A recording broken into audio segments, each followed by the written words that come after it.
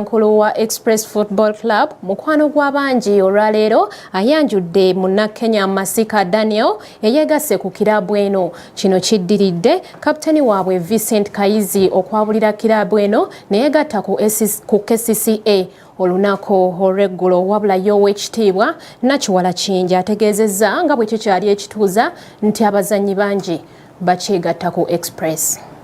Most welcome, Masika. This is Express, the leading football club in the country, and we are privileged to have one of the leading players from Kenya to join Express FC.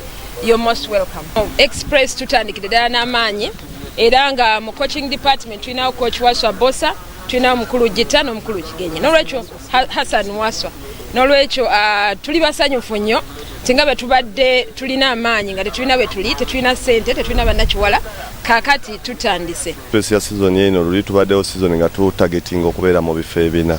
Season ewedde kati ekitegeeza season eno tulina okulaba nga targeting okubeera mu kifo ekisooka. Names are Eric Masika. I'm a central defender from Kenya. Previously played for FC Leopards, Gor Mahia FC and Tushuru FC.